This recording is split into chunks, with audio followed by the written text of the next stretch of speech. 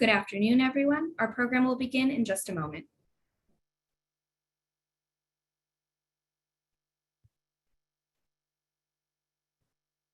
Good afternoon, everyone. Our program will begin in just a moment.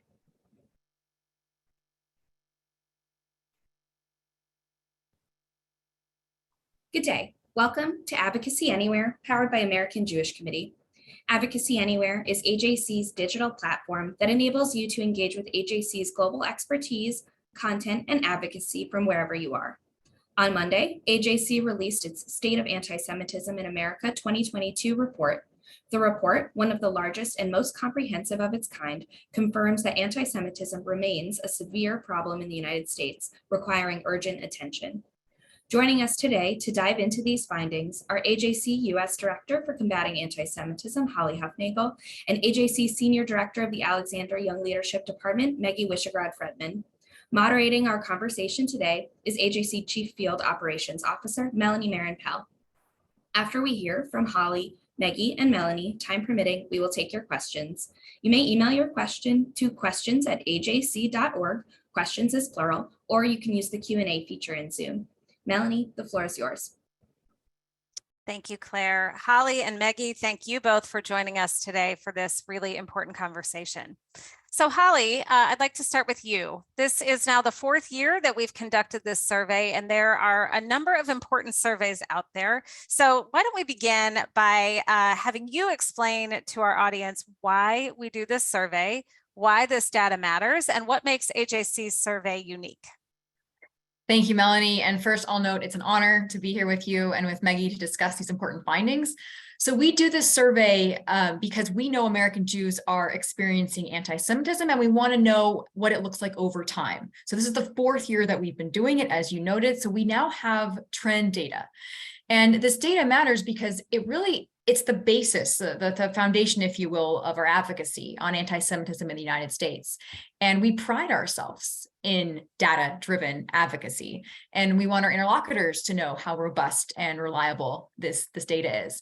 And one thing I want to note is actually the development of these surveys over the past few years. So we create the questionnaires with the policy implications of the results in mind. So what do we want to learn about how different communities think about anti-Semitism? What do we want to know about how American Jews experience anti-Semitism in the workplace or on campus, or how American Jews are experiencing anti-Semitism online? So we have these questions, we put them in the questionnaires, and then the results, the information that we gather is then what guides our efforts and our resources and our priorities as an organization. Now, you did mention that there were a number of surveys out there, which there are. There are several surveys that touch on anti-Semitism or hatred and extremism in some way, but only AJC's report details the many ways that anti-Semitism in America affects the lives and actions of Jews, and at the same time compares those findings to how the American general public perceives the threat. So that is what is unique and valuable. Now, other studies like ADL's, for instance, which measures anti-Semitic attitudes amongst Americans, basically how anti-Semitic Americans are, or others which focus more broadly on American Jewish identity, like Pew. They have a large study that comes out every few years, and it looks at Jewish religious practice, marriage, ethnic and cultural backgrounds, connection to Israel, and there's a small section on anti-Semitism. But all of these surveys actually work together toward getting a national conversation going around the urgent need to combat the problem. Thank you. So as you said, we survey both American Jews and the general population. So why don't we take a look, and maybe you can walk us through some of the key findings. So I'll do that now. I'll share my screen, actually. I think it's always helpful to visualize the data versus me just sharing a bunch of statistics with you. So I want to share really for the first time publicly these findings in this slideshow. So hopefully everyone can see my screen. And I want to start just quickly with methodology, because we always get this question every year. Well, how was this survey conducted? Who was involved? When did it happen, et cetera? So I want to address this right away. And we found that American Jews and the general public, we had a robust response for both. The survey of American Jews was in the field longer. As you can see, it was from end of September to November of 2022. And the survey for the general public was in mid-October for 1 week. And they were conducted a little bit differently. We work with a market research firm called SSRS. And for American Jews, we did interviews by phone and online. And then the general public was solely done online through an opinion panel that SSRS has. And we had 1,507 Jewish respondents, and it's representative of American Jewish society. This is the biggest sample size that AJC has had, looking at just American Jews. And then we had over 1,000 U.S. adults respond to our survey.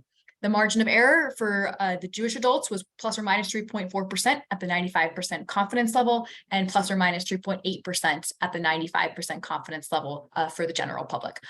Both something that we can be really proud of, and knowing that this data is accurate. So the first big finding, Melanie, is this sense of security that American Jews are feeling. And we asked, compared to a year ago, do you feel like the status of Jews is more secure, about the same, or less secure than it was in 2021? And we found that 41% of American Jews said that their status is less secure. That number really only tells us something if we look at how American Jews answered in 2021. And you can see here on this graph that in 2021, 31% felt that their status was less secure. So we have a 10 percentage point increase just over the past year. We also found that nearly 4 in 10 American Jews are changing behavior. This is a number that was consistent with last year's findings. And in one of these 3 ways, in at least one of these 3 ways, 23% have avoided publicly wearing, carrying, or displaying things that might identify them as someone who's Jewish. 16% have avoided certain places, events, or situations out of concern for their safety or comfort as someone who's Jewish, and 27% have avoided posting content online that would identify them as someone who's Jewish or reveal their views on Jewish issues. And so it was 38% of Americans had at least one of these things happen to them, which is why we can't add up each of these numbers. That's more than 38%, but we capture at least one American Jew's response to these 3 issues. We also found that 26% of American Jews report being the target of an anti-Semitic incident. This is 1 in 4. This is a number we had last year as well. It's self-reporting. So we've asked American Jews, did you experience a physical attack? Did you experience an anti-Semitic remark in person? Did you experience, were you personally targeted online, an anti-Semitic remark online? And so these are the percentages. And then that number is 1 in 4 in total have actually experienced one of these, at least one of these 3 things. We also found that 67% of American Jews have seen anti-Semitic content online or through social media, and fully 69% have experienced anti-Semitism, meaning that they have either seen it or were the personal target of anti-Semitism online and on social media. And we did a little bit of a deeper dive and looking at, well, where are you experiencing anti-Semitism on social media? And we found that 45% of American Jews experienced it on Twitter in the past 12 months, 43% on Facebook, 19% on YouTube, 18% on Instagram, 11% on TikTok. And then there was some other social media platforms in there as well. And this is, again, American Jewish adults over the age of 18. It's a reflection probably of also where they're spending their time, but you can actually see where anti-Semitism is experienced the most by American Jews in the last 12 months. We asked a new battery of questions in the workplace and on campus, as well as online. I think this is very interesting. So for the first year, we're able to reveal data on how American Jews who are employed, fully employed or partially employed, not self-employed, but how they experience issues in the workplace. And we found that 1 in 3 of employed American Jews who have avoided or experienced at least one have avoided or experienced at least one of these following issues. So 22% in the past 12 months have avoided expressing their views on Israel. 10% have avoided wearing or displaying something that would identify them as Jewish, 1 in 10. Also 1 in 10 have had trouble taking time off work for the Jewish holidays.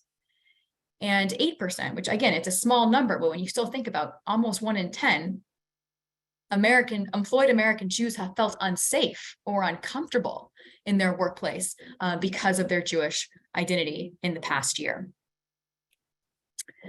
This is a further study we've done on campus. Meggie will be sharing a little bit more background to this, but I wanted to at least have you see the numbers so we can remember them. We found that over 1 in 3 American Jews with a connection to a college campus say that they've avoided or experienced at least one of the following items asked about this year. So these are students, current students, recent students, or parents of current students or recent students. And by recent, we mean having graduated in the last 2 years. So we only asked this question to people that had that connection to college campuses. It wasn't asked of every American Jewish respondent. We found that 26% experienced difficulty taking time off of class or were told that they could not miss class for the Jewish holidays. 21% avoided wearing or carrying things that would identify them as Jewish. And almost 1 in 5, 18% felt uncomfortable or unsafe at a campus event because they are Jewish. And I'll just have a few more slides left that just, again, give to the top lines of what we're finding. And now we're getting into the general public. And I think this is one of the most interesting things that AJC does is taking what we know American Jews are experiencing and again, getting a sense of what the general public knows about the problem. And this year we found that 69% of U.S. adults, almost 7 in 10, have heard of anti-Semitism and know what it means. And we can discuss why this is increasing actually a little bit later. We also found that Americans are seeing anti-Semitism. In fact, over 1 in 3 Americans, even though Jews make up 2% of the population, 1 in 3 U.S. adults have reported seeing anti-Semitism in the past year. We also know that for those who see anti-Semitism, many of them actually don't report what they've seen. And we can talk about more how to increase that reporting as well. Now, this is what gets to be really interesting, is that comparative aspect. So we asked how much of a problem, if at all, do you think anti-Semitism is in the United States today? And consistently, 9 in 10 American Jews, 89% say that it's a problem in our country. 68% of Americans do, almost 7 in 10. That's still a pretty big number, but you can still see the divergence between US adults and American Jews recognizing and seeing anti-Semitism as a problem. The bigger divergence comes when we asked about if it's increased, if it stayed the same, if it's decreased. And so over the past 5 years, do you think anti-Semitism has increased? Again, this is a pretty consistent number. 8 in 10 have said, American Jews say that it has increased in the last 5 years. 47% of Americans say that it's increased. So you can see that divergence there as well. What is interesting to point out, though, is we didn't always have this not sure answer as an option for the general public. Yeah, we offer it to American Jews as well. And we would make the general public decide between increased, stayed the same, and decreased. And we got some different answers. And we realized that some Americans might not know. They might not know if anti-Semitism is increasing or decreasing, what's happening. And so we're really glad we put this question, this response in, not sure, because 13% of Americans actually don't know what's happening with anti-Semitism. We've never asked this question before. This is a question we asked. We asked it in a survey that we did with AJC Paris in France to understand what's happening with French society, and we wanted to see how Americans responded to the question. Do you think anti-Semitism is a problem for everyone, that it affects society as a whole, or do you think it's a problem for Jews, that it doesn't affect society as a whole? And overwhelmingly and amazingly, and this is a great finding, is that 90% of Americans, and again, basically the same number within the margin of error of American Jews, say that anti-Semitism is a problem for everybody. This affects all of us. And then this is my last segment, and I think this is fascinating for our work at American Jewish Committee. We asked Americans, the general public, do you personally know someone who's Jewish? 66% said that they know someone who's Jewish, which some people might look at that and say that's actually a lot of Americans who know someone who's Jewish, given the percentage of the American population who are Jewish. Still, 1 in 3 said they don't know anyone who is Jewish. 34% said they don't know anyone who is Jewish. But what we found was that those who know Jews and those who know about the Holocaust are actually more likely to better understand anti-Semitism. And so this was really interesting. So not only those who know Jews were more likely to know that anti-Semitism is a problem, more likely to know that it's increased. Take a look at this slide right here. We asked questions about the Holocaust. as well. And it was a battery of about 4 questions. And we found that Americans, general population who got 3 or 4 questions correctly, were more likely to know what anti-Semitism is. You can see that that's that top bar, that solid yellow bar. Those are greater Holocaust knowledge. Like they've done better on that test. And then those who don't know as much. And you can see that if you know more about the Holocaust, you understand that anti-Semitism has increased in the past 5 years. You understand that anti-Semitism is a serious problem in the United States. And so this is really important when it comes to promoting Holocaust education and raising awareness, et cetera. So I'll stop sharing my screen now. Those are just, again, some of the highlight findings that we have, and we can go from here. Holly, thank you so much. It's really interesting to see this year's findings. Given that this is the 4th year we've run this survey, are there trends that we can identify? There are a few trends, and this is what I think is so interesting, because the data on itself, it's only so helpful if you know things are getting better or worse, things are increasing or decreasing, or if it's staying the same. And what's been interesting for us in our 4th year is there's a consistent trend too.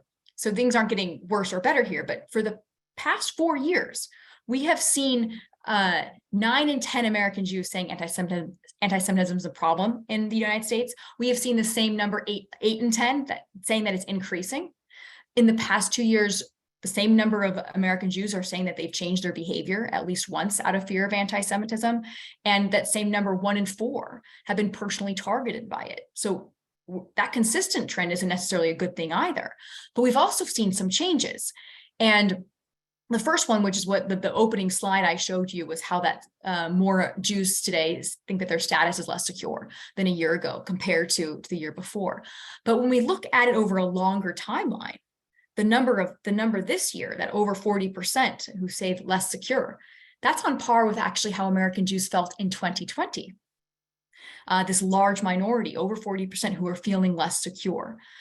There's also a declining trust we've noticed, Melanie, in law enforcement's effectiveness in responding to the security needs of Jews. This is something that we've just seen over the last few years. One specific example, for instance, is among Orthodox Jews surveyed. For instance, 65% said that law enforcement is effective in responding and addressing their needs. But last year, 81% of Orthodox Jews said that law enforcement was effective. So you do see this just drop just over the course of a year. And then finally, and this is a good trend finding, more U.S. adults see anti-Semitism as a problem. And those who those who responded last year, it was 60% of U.S. adults who said anti-Semitism was a problem last year. It's up to 68% this year. We want to laud that. That's important. And then there's more awareness. There's more awareness of the term and familiarity with the term today. So these are some of the trends that we're noticing. Great. Thank you so much. And I know people probably have questions about what does this mean? What do we do with it? And I promise our audience we will get to that. We want to talk about that as well. But first, Meggie, I'd like to bring you into the conversation. Meggie, what are some of the key takeaways for young Jews? We surveyed Jews ages 18 to 29. What did we see in that data? Yeah, so it was really important for us to think about what uniquely young Jews are experiencing. And what we found, which was, kind of a feeling we had, but again, putting empirical data with it is so key, is that indeed young American Jews experience anti-Semitism differently than the generations above them. So a big piece of that is looking at identity for Gen Z and millennials. So identity for Gen Z and millennials, as you know, doesn't just exists in your high school or your dorm or your place of work, your social circle. It's really interwoven with social media, right? Your community exists far beyond just where you physically are. And there's a strength there, but there's also potential for real risk. So one of the things that we found is that young Jews are far more affected by anti-Semitism on social media, both in rates of what they see, but also being victimized by it, than the over 30 set. And 2 other elements that I would say should really be a wake-up call for us all is first that young Jews aren't just sitting with these experiences, right? They're not just seeing it in that experience ends there. It's really changing their behavior. And they're making decisions, and Holly outlined a lot of this in the data that she presented, decisions to not go to physical places, in some cases that are centers for Jewish life, right? Or choices to hide parts of their Jewish identity, to not wear items that identify them as Jewish. And in the second part, and I think this also should really cause us all to take pause, is that young Jews feel like anti-Semitism is not being taken seriously. 6 in 10 of Jewish young adults think anti-Semitism is taken less seriously than other forms of hate. And what that means is we have a generation who feels unseen, a generation who feels like they are overlooked. I think both within, if it's their campus or within broader American society. And that's something that should concern us both for what it means for American Jewry, but I also think it should concern us for broader American society and what that means for addressing hate today. And you mentioned campus. So in this year's survey, we included new questions that we have not asked before, directed toward current and recent college students and their parents. So what did we learn from those questions? Yeah, so over the last year, it really feels like we're experiencing a surge of anti-Semitism that's particularly affecting young Jews on campus. But as you mentioned, for the first time, to really gain a better understanding, we specifically surveyed either those who are current students, those who had been students within the last 2 years, so recent grads, or parents of current students. And what we found does support that feeling, but actually in certain areas, it actually paints an even more dire picture. So more than a third of current or recent Jewish college students feel like they've encountered challenges on campus related to Jewish identity. And I want to pull out a few of those. Just again, Holly had them, which outlined the broader survey, but they really deserve our attention. So 1 in every 5 Jewish college students reported feeling unsafe on campus because of their Jewish identity. Another really important piece is more than 1 in 10 current students felt like they have been excluded for a campus event or a group because of assumed or actual connection to Israel. Now that's really important, because if you're a young Jew on campus today and you feel like you have to hide part of your identity, that's an issue, right? Campuses are supposed to be the beacon of open exchange of ideas. If we have students who feel like they have to hide, minimize part of their identity, that's challenge. Holly raised earlier, more than a quarter felt difficulty around taking off class for Jewish holidays. And this also is one that really sits with me, that almost 1/5 felt uncomfortable or unsafe at a campus event because they're Jewish. So these findings really speak to a level of fear, a level of intimidation, that we can't allow to be normalized. And that's part of our work at AJC, of making sure that it's not normalized. But we're really calling on university administrations, on those within the campus space, to see, utilize these findings, see what's happening, because an environment where Jewish students feel physically at risk or feel like they are facing either social isolation or in any way being forced to choose parts of their identity is not a campus environment that I think any American should feel proud of at the moment. Thank you, Meggie. And we'll come back in a little bit to some of the ways in which AJC is working on campus and working with students. But Holly, I'd like to turn back to you. Just in terms of the timing of our survey, it happened to be conducted, we certainly didn't plan it this way, but it was the same month that Kanye West unleashed his own brand of anti-Semitism, and a lot of his comments and tweets went viral on social media. So we noted in our survey, as you noted, that it appears that awareness of anti-Semitism is rising. Can we see any small silver lining in the situation with Kanye? I've thought about this a lot. It's a tough question. We knew this survey was going to be in the field in October 2022, months before October 2022. And to think that American Jews and the general public are taking a survey about anti-Semitism in America, when in the decade I've been working on this issue, it hasn't been mainstreamed as much as it has been in October and November of 2022, is not something that we necessarily asked for, but it's really interesting to see how it played out. And we don't know directly how it impacted, but we can see that more Americans knew about anti-Semitism this year. We actually can look to last year's survey when we asked, are you familiar with anti-Semitism? 16% of US adults in 2021 said they've never even heard the word. And many more couldn't define it, but 16% had said, I've never heard that word before. This year, it was only 9% had never heard the word. So we actually can see that uptick in awareness over the past year. Anti-Semitism, because I think it was so much in the news and because Kanye West spread it to millions of people, we do know that awareness has increased amongst the general population. So that's a silver lining. And thankfully, because the majority of Americans, do see anti-Semitism as a problem, they do say overwhelmingly that it affects society as a whole. So as far as we know, at least from our survey respondents, Kanye's messaging wasn't making them anti-Semites. It was, again, increasing that awareness of the problem.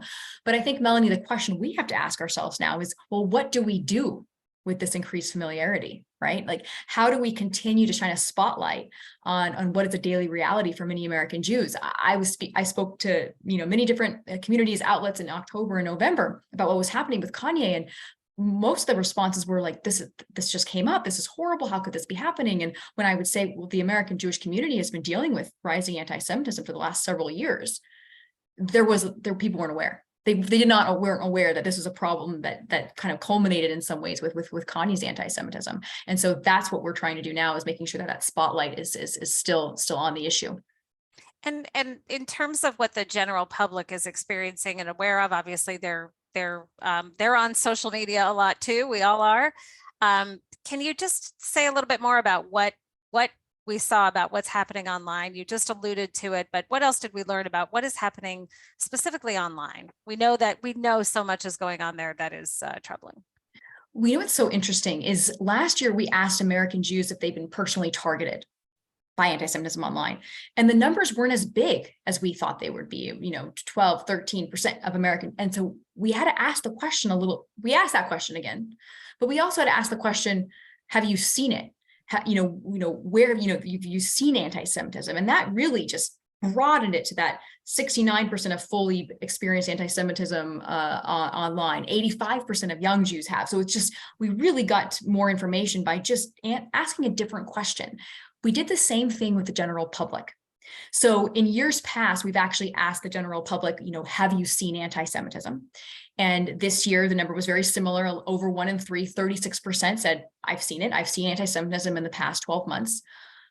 But this year, we asked a follow-up question. We asked where? Well, where did you see anti-Semitism? And for those people, Americans, general population who had seen anti-Semitism in the past year, 82% said that they had seen it online or on social media. And so that's where we know it is. That's where we know it's spreading. The next highest location of seeing anti-Semitism was on the street. People, 19% of Americans who saw anti-Semitism said they saw it on the street, but 19%, that's a huge gap from the 82% who saw it online. 14% saw it in a store, 10% on public transit. So much smaller numbers. The majority of U.S. adults are seeing anti-Semitism online, and in light of how American Jews are experiencing it online, and we captured that too, and that how the general public is seeing it online. That's actually why AJC launched an awareness raising campaign yesterday on this issue, detailing this anti-Semitism on the various platforms, and we're actually calling specifically on social media companies to adopt a series of recommendations that we're providing them, given these findings. Thank you. I think, and again, we'll come back and get into a little bit more detail about what some of the proscriptions we can offer are. Meggie, I want to just go back to you for a moment. And as we think about young people, your work at AJC, you're working and interacting with college students and young professionals all the time. Are you hearing, does our survey data match what you're hearing anecdotally in terms of the experiences of young people and college students? So it absolutely does. And I think, by the way, part of what was so critical about our survey is that what we're seeing and hearing is essential, but we really needed data to actually be able to utilize it, both with policymakers, also with university administrators. I can even just think back of the last few weeks. There was a particularly egregious incident that happened in Denver, where students had mezuzot on their door ripped down, pork products attached to a Jewish student's door. I think of UC Santa Barbara that had anti-Semitic graffiti, University of Michigan, where we have had students chanting through campus from the river to the sea, Palestine will be free, and really advocating violence there. So the answer is yes. I do think what is also important, both for our data and for those anecdotes, is it's important for us to remember that's half of the equation. So there is no question, and again, our data speaks to this, that anti-Semitism is rising on campus, and we have to call it out because our silence risks normalization. And that's an issue we've really been experiencing, particularly with young Jews. We mentioned, feeling this kind of social isolation, like you can't speak out. We need people to speak out. The other part of the equation, though, that we have to remember is that Jewish life for most students on campus is indeed very vibrant, right? The students who we deal with, the student leaders we see, they inspire me, right? There is a resilience, an excitement, a pride of being Jewish, and something also that they don't want to be. Our young Jews don't want to be defined just as the challenge and the anti-Semitism that they are receiving. So it's a balance for us where it's really important also for their safety, for their future, for us to call out this hate, identify it, again, not stay silent so we normalize, but also remember that we have young Jews on campus who are building really, really strong Jewish life and are very proud of their identity. And it is inspiring. It truly is. And I think it's really important that we remember that we're always working to support them and prevent the bad, but also supporting and accelerating the good. So Holly, we often get asked the question, naturally, why? Why does anti-Semitism seem to be exploding and coming at us really from all directions? How do you answer that question? So Melanie, it's a question we get this question a lot. One thing I should note from the start is that our survey actually does not measure an increase in anti-Semitism itself, right? Other research out there shows the increase in incidents over the years, so we can look to that. Although I will note that our survey found that the majority of Jews don't report the anti-Semitism they experience. So these numbers of incidents may be even higher for those who collect them.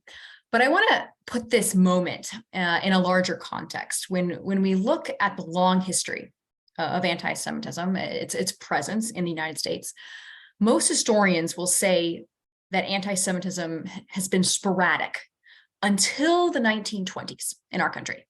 And in the 1920s, and then it became a more constant feature through World War II and the Holocaust. And then we kind of see it declining again in the 60s and 70s. And thankfully today, discrimination is less as American Jews no longer face quotas, restrictions in school, work, housing, which they once did. And so that's important to note. But there's something different again in this moment. And that is anti-Semitism is primarily conspiratorial. It's spread online and on social media, reaching more and more people in the last decade. And we see the offline repercussions. And Melanie, like you asked, like why is it rising? And it's in part because of several factors working at once. So the rising conspiratorial thinking, economic challenges, societal divisions, including over the Israeli-Palestinian conflict, right? Where Jews are blamed or excluded for what's happening overseas in our country. The fading legacy of the Holocaust is one. People don't know where unchecked anti-Semitism can lead. Ignorance, again, about what anti-Semitism is. There's more sources today. And then I think the most dominantly is the internet and social media. So because of these coinciding factors, I would say it's contributed to anti-Semitism becoming more of a regular feature in the United States right now. In the last 5 years, I would term it. I'll not compare what's happening now to what we saw in the 30s, not at all, but the regularity, the consistency, that is something that can be maybe more comparable, which means it means that the interventions, like the fight against it, must also be regular as they were maybe in previous times in our history. And then the last thing I just have to say is that these numbers speak for themselves. We are confident in the findings. We've been confident in the findings of the last 4 years. The numbers, they don't need to be sensationalized. They already show the current problem. They reveal how American Jews are responding. As Meggie pointed out about the vitality of Jewish life on campus, I think we also talk about that the majority of Jews have not changed their behavior. The majority have not been personally targeted by anti-Semitism, but 1 in 4 have been, and 4 in 10 have changed their behavior out of fear of anti-Semitism in the last year. 1 in 5 American Jews, 19%, said they felt unsafe, very or somewhat unsafe when attending their Jewish institutions because of anti-Semitism. We are very specific, not because of COVID, not because of something else, but because of anti-Semitism, 1 in 5. And so because those numbers exist, even if they might look small, that's one too many. And that's what we need to be doing to push anti-Semitism back to the fringes of society. So in terms of what we do, AJC has developed an array of tools to help combat anti-Semitism and to create essentially roadmaps for different sectors of society. We created what we call our call to action. And can you explain a little bit about what that is and how we intend it to be used? AJC's call to action, it was published in September of 2022. I wish we would have published it years ago, but it took the collection in many ways of prescriptions of what different sectors of society need to be doing to combat anti-Semitism. But it's really a mobilizing society-wide resource for everyone to take action. And it, again, specifically lays out for America how to recognize anti-Semitism, how to respond to anti-Semitism, how to prevent anti-Semitism. And the call to action has specific audiences. So the media, corporate America, government, social media, educational institutions, law enforcement, our coalition partners. And it gives them the tools and resources they need to act. And we published this resource, Melanie, in part because of the data we've been finding over the years. We've been realizing that the onus of responsibility to protect the Jewish community, to speak out against anti-Semitism, it can't just be left to government. It can't just be left to law enforcement, like those who do have a duty to protect the community. It really needs a society-wide response for society as a whole to respond. Thank goodness 9 in 10 Americans say that anti-Semitism is a problem for everyone. And the call to action is that tool to show what everyone can be doing to counter it. Thank you. And in a moment, I'm going to ask to maybe drill down a little bit into some of the call to action, just some examples of what we're asking. But Meggie, when we think about how we are responding and helping on campuses and how we're helping to prepare and empower younger Jews who are heading to campus, what are some of the ways we're helping? Yeah, I mean, this is something that's so central to AJC. So zooming out when thinking about anti-Semitism, of course, anti-Semitism is an issue perpetuated by non-Jews, right? And incumbent on the non-Jewish audience to not perpetuate that. But identifying and calling out anti-Semitism is something that certainly falls on the shoulders of all of us within the Jewish community. So a big piece of what we are doing is empowering and educating young Jews, both to understand anti-Semitism, understand the various tropes, and also have the courage to call it out, and the courage both in having that education to know when they're seeing anti-Semitic tropes, but also to be proud Jews, right? And not feel alone. We do that through our LIFT program. We do it through our various campus offerings, global forum. But what I also want people to remember is that in a vacuum, you would think, and we all would think, that when we hear something anti-Semitic, we will call it out, right? And we should. But we have to remember that when you're on campus, there is something daunting. To be a young person, the only person in a room to raise your hand and call something out, that's a daunting task. And our role at AJC is, again, really educating and empowering our students to do that. But I want to say that our students who do deserve tremendous courage, because for all the statistics that Holly beautifully presented, we see that there are some unfortunate societal repercussions that may come with calling that out. And I'll say the other two things that are really critical to our work is amplifying those voices of young students. AJC is a huge platform, both with our social media, both also with having the ear of those who are in power. And we take that really seriously. When our students are expressing that something happened to them on their campus, trends they're seeing, it's our role at AJC to elevate that. We're doing that with university administrators as well. And those two pieces are really critical for us in ensuring that young Jews have what they need and that their voices are heard. That's great. Holly, can you just share a little bit. And for everyone watching, all of our data, our survey, everything is available on our website, as well as our call to action that we're discussing, which includes all of these different essentially roadmaps for these different sectors of society. It also includes a checklist for people like you to download so that you can say, if I'm, reaching out to an elected official, these are the things that I want to see happen. These are the requests I'm making. So we're trying to give all of you a way to engage in this as well, because we know you care and we are grateful to all of you for that. But Holly, what are some examples of, you have been doing a great deal of corporate trainings. Can you just speak a little bit about what happens when you are approached by a corporation or a company and you have an opportunity to speak to their particular audience?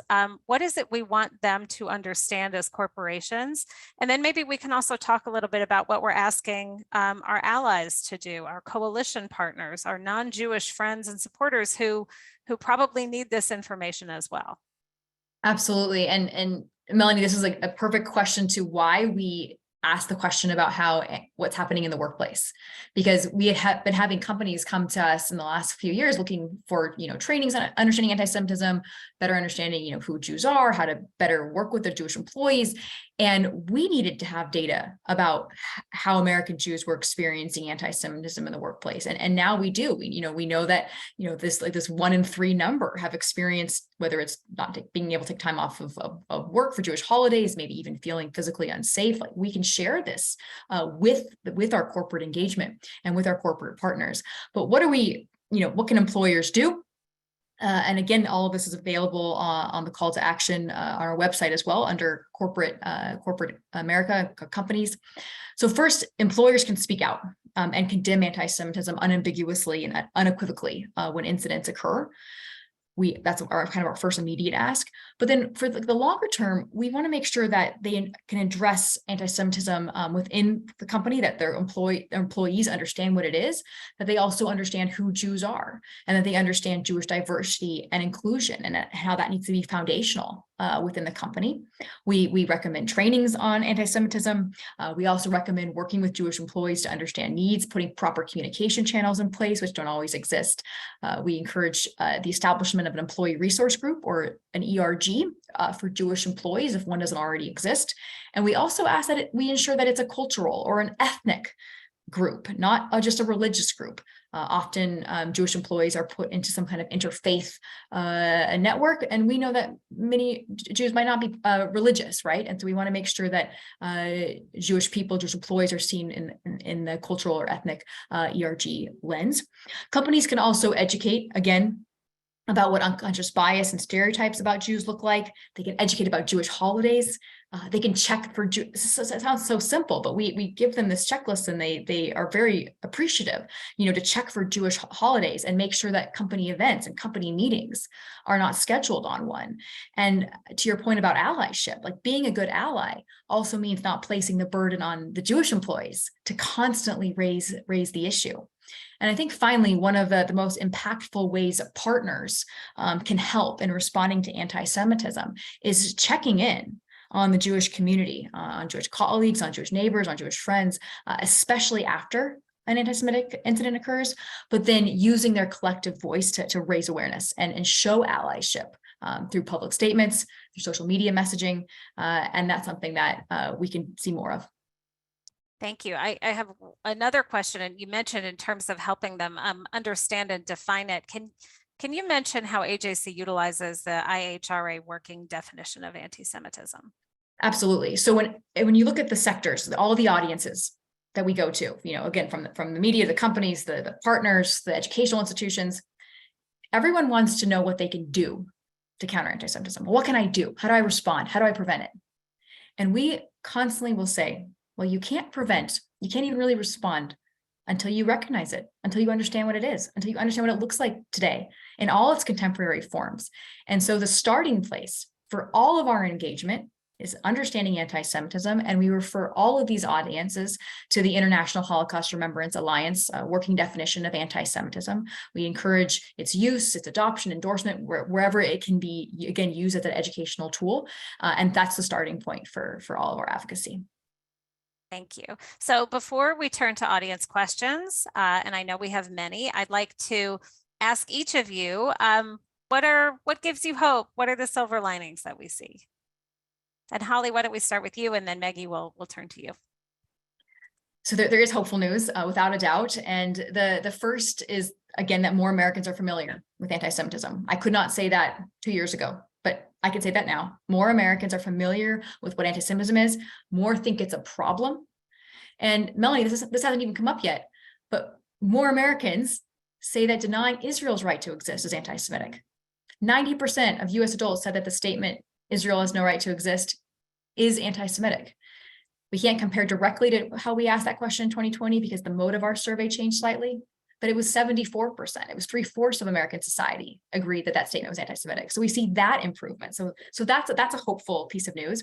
And then what I appreciate specifically, again, is how more US adults who know Jews or who know about the Holocaust we're more likely, again, to understand what anti-Semitism is, to understand that it's increasing, that it's a problem. And so we, again, have something to work with there. We can work toward Holocaust education. We can work to education about who Jews are, et cetera.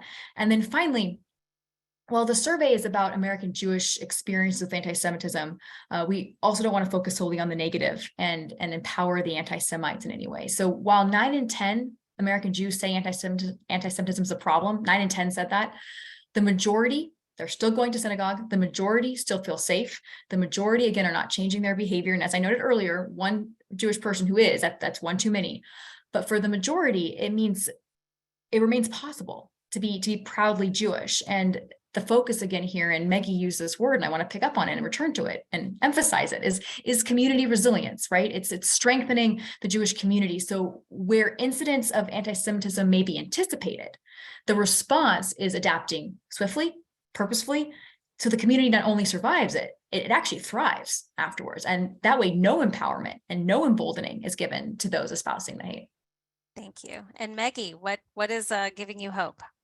Yeah, so I actually want to go back in time, not that far back, but even before our survey, where one of the initial real surges we saw in anti-Semitism was in May 2021, and part of what we saw that was on the heels of attacks that came from Gaza into Israel, and that was extrapolated, especially to many campuses where there was a real peak in anti-Semitism. And one of the things we saw, right, it could have been a fair assumption to say, like, Jewish students were just going to kind of sit there, stay silent, kind of hunker down.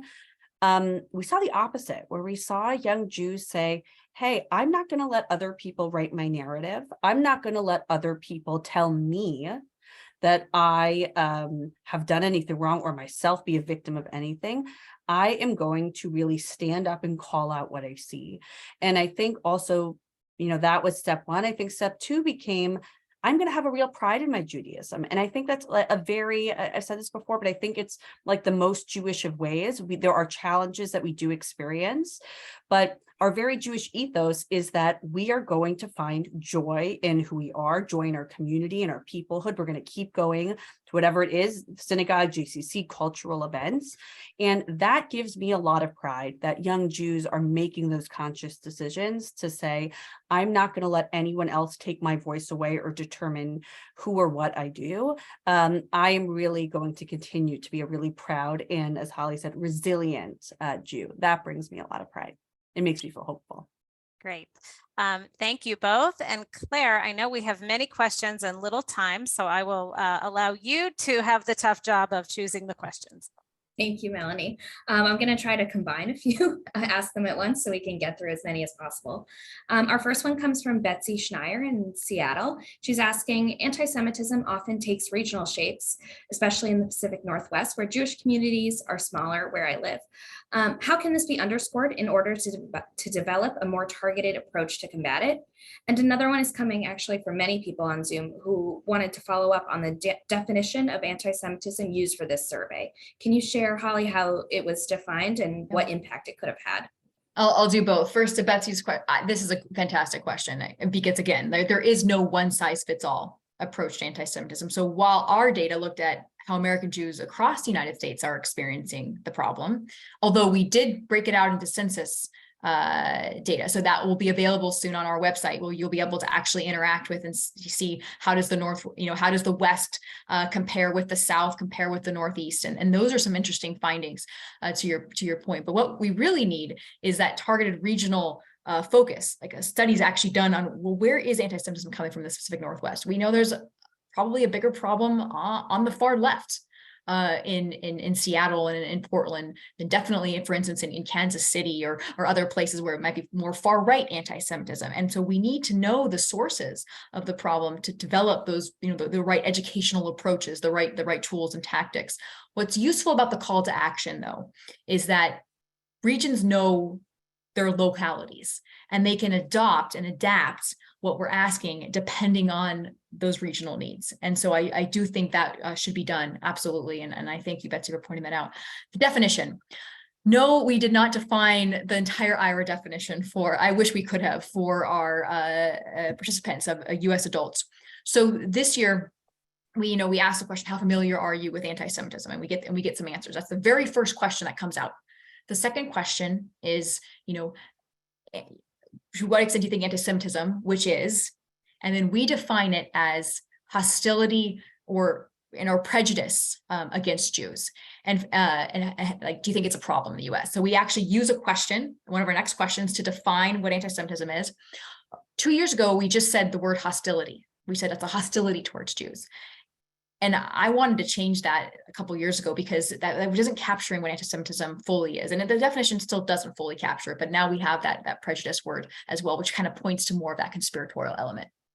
And if I can jump in, Claire, before you move on, in terms of the regional approaches, I just want to note, I would be remiss in my duties as Chief Field Operations Officer if I didn't mention that AJC has 25 regional offices across the country that cover large territories, often beyond the boundaries of their cities, certainly in Seattle and across the Pacific Northwest. And they're working constantly to engage with elected officials, to meet with other community leaders, whether from churches or other civic organizations or partner communities. We're doing this kind of conversation and training across the country because we know it's so important. That first step is making people aware and helping them define and understand the many ways that anti-Semitism can manifest. And as Holly said, if they understand a little bit more about it, and they can understand that it's coming at us from different directions, it takes different forms, but it all has the same impact on the Jewish community, they can be better partners to us in combating it. So Meggie, anything you want to add before we turn back to Claire on this? Thank you. Both have said that beautifully. Great. Claire, back to you. Thank you. Meggie, Alice Bresman on Zoom is asking, can you speak about high school students and what we may be able to do to prepare them to deal with issues in high school and also in college? Yeah, so I should say that we at AJC run a program called Our Leaders for Tomorrow, where we are educating over 300 students a year on these very issues. And I think what's important also about our student population is they are purposely highly diverse. We have students who are from prep schools, public schools, Jewish day schools. To the question about geographic diversity, we have students who are in Kansas City, New York, LA.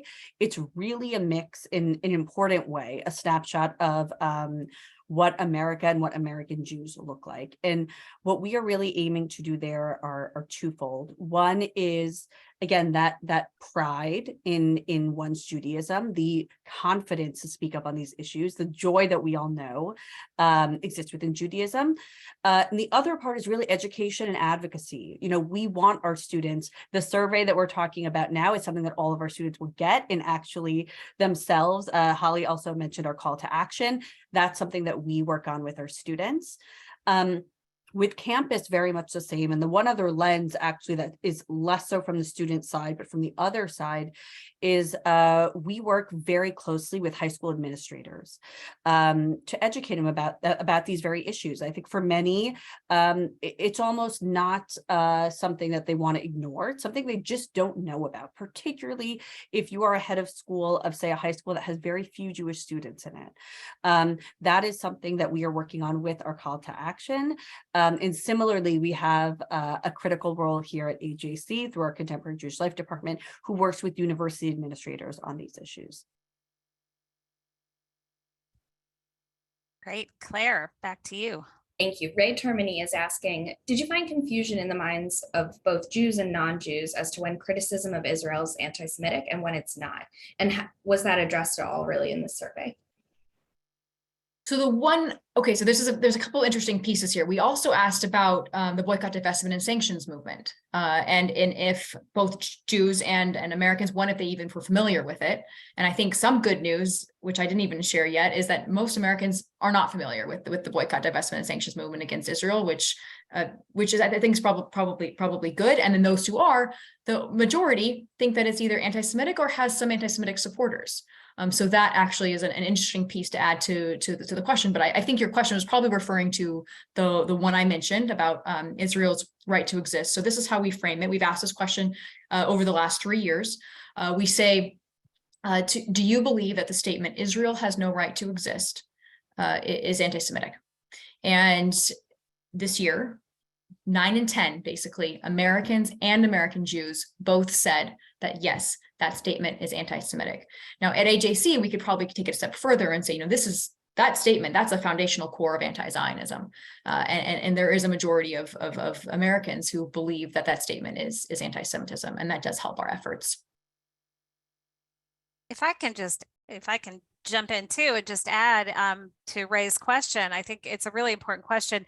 And what I know is that when we are engaging in these kinds of presentations or these conversations with corporations, with university leadership, with any of the cohorts with which we work, with elected officials, they want to have that conversation. So we what our survey shows is a piece of this, but this is an important conversation where we're trying to help them understand that you can be critical of Israel. It is totally okay to criticize Israeli policies. But if you're saying Israel has no right to exist, if you're writing off Israel wholesale, if you're spray painting Free Palestine on the side of a synagogue, you have crossed a line into something that is really anti-Semitic. And we want to help them understand that nuance. It is a little confusing for some people, and we want to make sure they understand it. That again, it's okay to be critical of a government and governmental policies, but there is a line at which when you've crossed it, there's a problem. And I should just add what Melanie just perfectly laid out is very much our roadmap for universities. Thank you. And Melanie, this will be my last one before I turn it back to you. Melissa Rubin in Chicago is asking, thank you for all of this information about AJC's society-wide approach. Is AJC working with all of these sectors simultaneously, or is there one area, perhaps social media, that might be more urgent than the others? I'll take a start, and then I can turn it to Meggie and maybe speak about educational institutions and Melanie as well. So right now there's 9 sectors that we've identified, and actually we're going to grow them. There's going to be more sectors forthcoming with more prescriptions, and so that's what I think is the beauty of this call to action. It's not a static resource. It's constantly going to be evolving as anti-Semitism changes and our response to it changes. Now, historically, AJC has been really focused on a couple of those sectors, government officials or coalition partners, et cetera. But we're moving into that corporate space, working really closely now with social media companies, given the fact that most anti-Semitism is online and on social media. We also look at the sectors and realize where we need to advance, how we need to work better with law enforcement to ensure that hate crime reporting is better collected and then reported out to the FBI so we have more information. And so right now, though, a big part of our effort really is going to be the social media companies. We have an action alert that came out, an awareness raising campaign that was launched yesterday again, that's going to the social media companies on what they can be doing to better combat anti-Semitism on their platform. Maggie, I don't know if you want to, Oh, sorry, Claire. Oh no, that was me. If you want to talk about educational institutions, that would be great. Yeah, just very quickly that, there are thousands of institutions of higher ed in the United States. Our goal right now, we would love to reach all of them, but part of our efforts are really to reach universities that have large Jewish populations, right? AJC held a summit with Hill International and the American Council on Education to do just this. It was a university summit on anti-Semitism, and we had over 40 university administrators there representing 40 different schools. And our goal there is really to try and have the largest reach. But of course, we know more work can be done. And that's, I think, part of the beauty of our call to action, to really bring in other partners to help us in this work. So I would just say more is more is more is more. We are working hard. We appreciate all of you tuning in today. And before I turn it back to Claire, I just want to thank you, Holly, and thank you, Meggie. It's been really important to have this discussion. And thank you to everyone who has joined us today. We really appreciate your engagement. And with that, Claire, I will turn it back to you. Thank you, Meggie, Holly, and Melanie for today's important and timely conversation. And thank you to our global audience for tuning in today. Be sure to stay engaged in AJC's essential work combating anti-Semitism. You can access the full report, important resources, and other ways to take action at ajc.org/antisemitism report 2022. Thank you again, and goodbye.